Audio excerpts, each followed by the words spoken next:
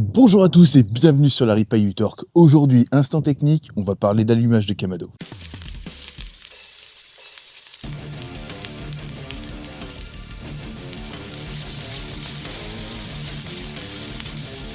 Comme dans la dernière vidéo, je te l'ai annoncé, aujourd'hui on va parler d'allumage de Kamado. Mais avant tout, je veux te parler de l'instant technique. L'instant technique, ce sera du coup des vidéos qui parleront technique, où on va absorber différentes façons de travailler les matériaux et barbecues que l'on va utiliser. Là, en ce moment, principalement deux Kamado, parce que ce sont des appareils que j'aime énormément. Ce sont des appareils qui sont tellement polyvalents qu'on peut faire tout dessus. Alors dans ces vidéos, par exemple, on va aborder l'utilisation de charbon, quel type de charbon pour quelle cuisson, le type d'allume-feu, on va parler potentiellement de tout ce qui va être allumage, tout ce qui est aussi zone de cuisson en direct, indirect, etc. etc. Mais aujourd'hui, on va quand même parler d'un sujet qui est important, c'est comment allumer son Kamado. Dans cette vidéo, il y aura deux choses importantes. Il va voir comment allumer son Kamado pour la première fois, c'est-à-dire le rodage d'un Kamado. Pour l'occasion, j'ai reçu ce monolithe tout 55 il y a si longtemps, il est neuf, donc du coup on va pouvoir faire le rodage de celui-ci. Et après on utilisera mon monolithe que j'ai depuis plus de 2 ans, on le voit la différence que celui-ci je l'utilise très régulièrement, il en a déjà vu des choses passer, celui-là il est vraiment tout neuf. Et dans celui-ci du coup on verra les 3 points d'allumage différents selon quel type de cuisson on va faire. Alors pour t'expliquer pourquoi déjà le rodage d'un Kamado, on va déjà vulgariser l'explication de cet appareil. Les barbecues type Kamado, ce sont des barbecues en céramique, donc du coup, ce sont des barbecues qui sont globalement fabriqués en matière poreuse, qui sont cuites par la suite. Et en sortie de four, ils ont cette forme blanche où après, par la suite, ils seront peints, on apportera les différentes garnitures selon les marques. Mais du coup, entre le temps où ces barbecues sont fabriqués et le temps qu'ils arrivent chez toi, il va se passer quand même un certain laps de temps où celui-ci ne sera pas utilisé. La céramique, c'est ce qu'on appelle un matériau poreux, donc du coup absorbe et peut conserver l'humidité. Donc ce côté poreux a un gros avantage aussi dans le monde du Kamado, et va aussi permettre de retransmettre les goûts. Donc du coup, une fois de plus, qui dit matériaux poreux, dit des matériaux qui ont stocké l'humidité. Donc du coup, le but du rodage, c'est de chasser doucement l'humidité du barbecue pour éviter qu'aux premières chauffes que ça éclate. Et alors du coup, on va voir dans cette vidéo que pour les premières utilisations de ton Kamado, tu ne pourras pas justement faire de pizza. Bon, du coup, la première chose à faire pour pouvoir roder son Kamado, on va mettre du charbon.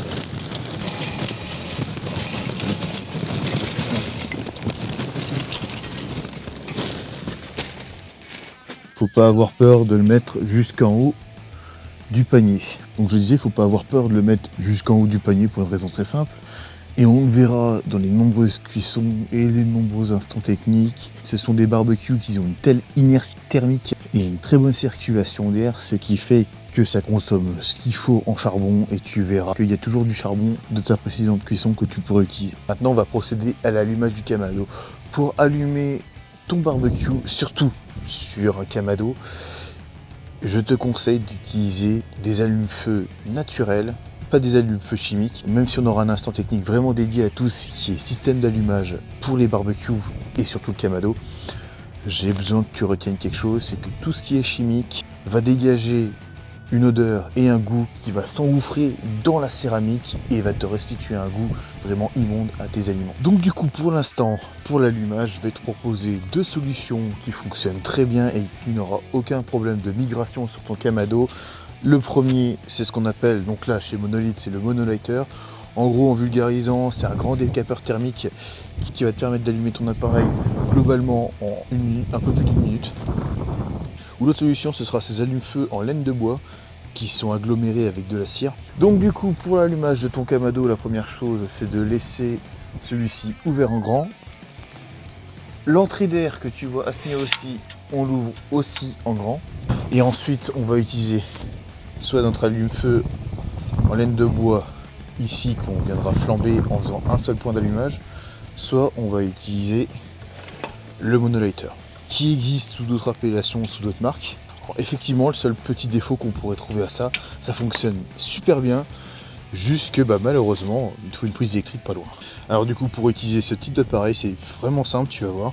Il suffit que tu approches du coup l'appareil de ton charbon, tu appuies, là la résistance va se mettre à chauffer.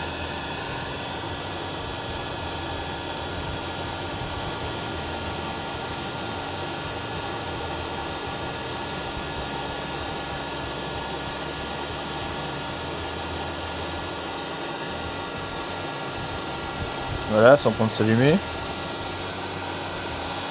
Et une fois que ça s'allume, petit à petit, on recule l'appareil pour éviter qu'il soit en contact du charbon et que tu viennes faire fondre l'extrémité. Et tu continues comme ça, jusqu'à que tu aies de la bonne braise.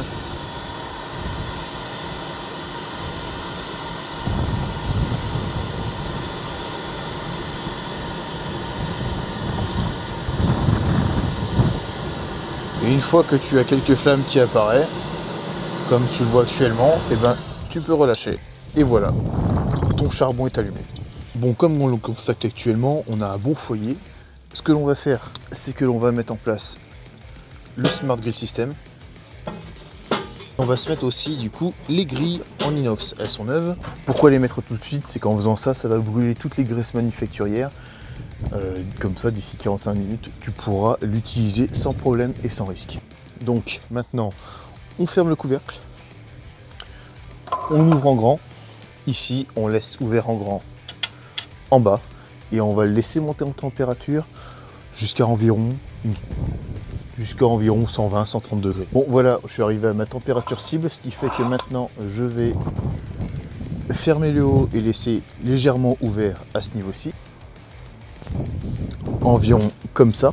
Et à ce niveau-ci, on va fermer à peu près comme ça.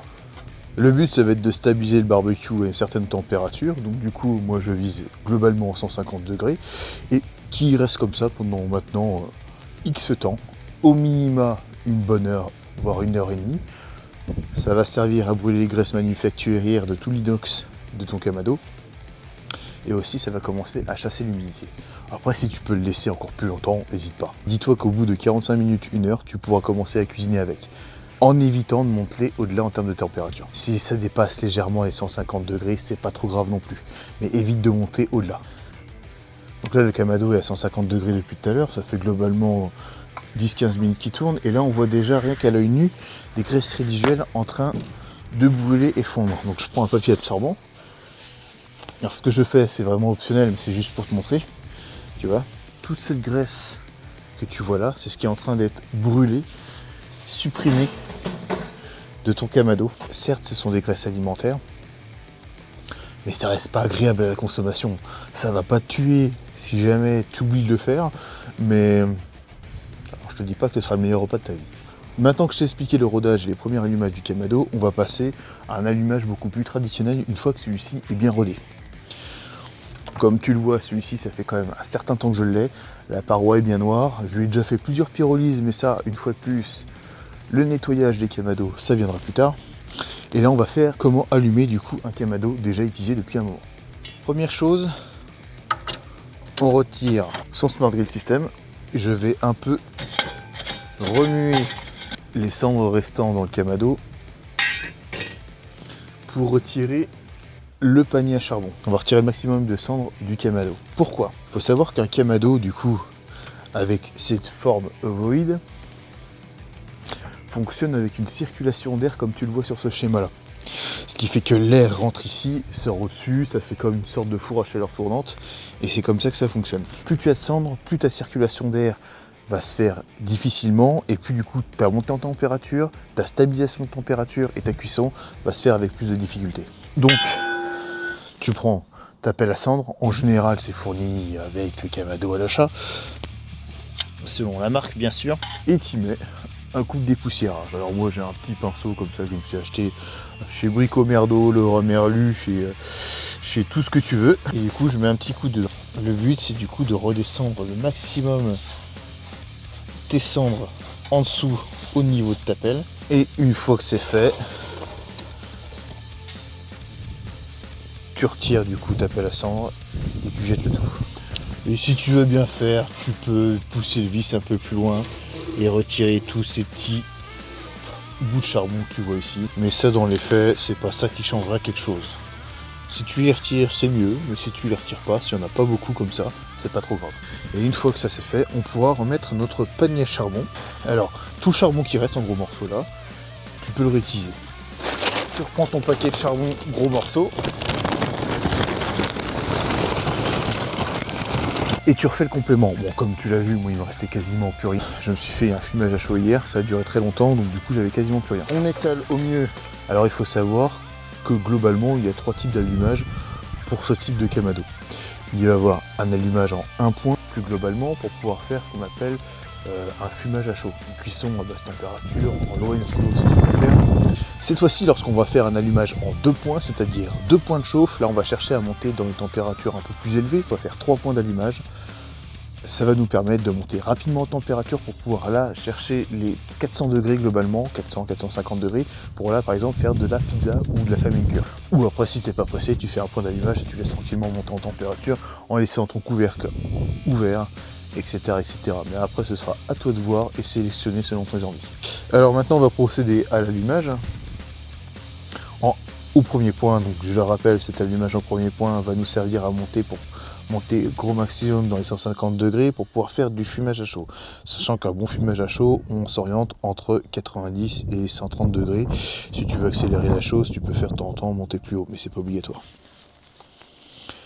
Donc beaucoup, moi je m'oriente, en tout cas sur le monolithe, moi l'allumage en 1 point je le fais ici, pour une raison simple, c'est qu'à ce niveau-ci nous avons la trappe à peler qui va nous permettre du coup, pendant la cuisson, de mettre ton pelet. Donc autant faire ton point d'allumage ici et pas sur le côté, sinon il n'y aura absolument aucun intérêt à faire du fumage à chaud.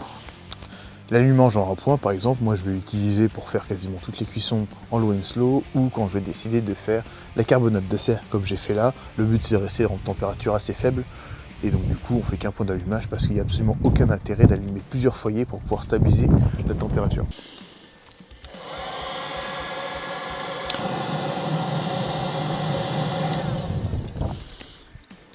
Donc du coup le deuxième point d'allumage, hop, en général, moi je retire mon déflecteur de ce côté-là.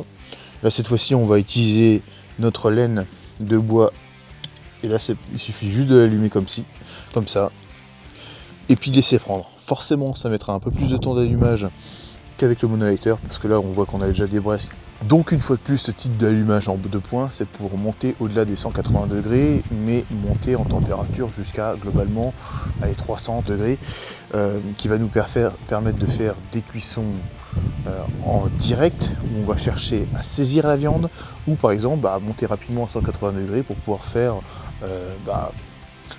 par exemple un gratin dauphinois, comme j'ai fait dans cette vidéo-ci. Bien en fait finalement avec ma femme ce soir on a décidé de se faire une flamencure, une tarte flambée pour les intimes, et donc du coup j'ai envie que ça monte plus facilement et plus rapidement en température. J'ai envie de viser les 400 degrés, ou faire une pizza ou une calzone, peu importe ce que tu veux. Et donc du coup, je vais faire un 3e point d'allumage ici. Donc voilà, notre Kamado a ses 3 points d'allumage. Maintenant, sur le même principe, on va laisser ouvert l'histoire qui monte bien en température, l'histoire d'avoir un très gros foyer.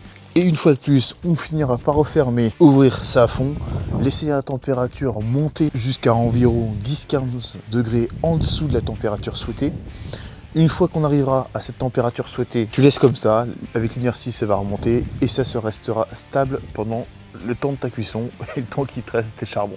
Bien maintenant, cet instant technique est maintenant terminé. Tu as la moindre question, n'hésite pas à la mettre en commentaire. Alors certes, j'ai déjà mis beaucoup d'autres questions en suspens, mais j'espère que cette vidéo t'a déjà été très utile, que ça te permet d'aborder le monde du Kamado et surtout l'allumage de ceci sans grand problème parce qu'on se rend compte que finalement c'est ultra simple. Si tu as le moindre question un peu technique, tu peux déjà la poser en commentaire, j'y répondrai et si il faut, je ferai aussi une vidéo dédiée plus tard dessus. Avant qu'on se retrouve la prochaine fois au fourneau pour une recette typiquement texane, je t'invite à mettre un pouce, à t'abonner, à partager, à activer la petite cloche. Ça aide au référencement, ça m'aide à grandir et surtout je te dis à la prochaine et bon appétit.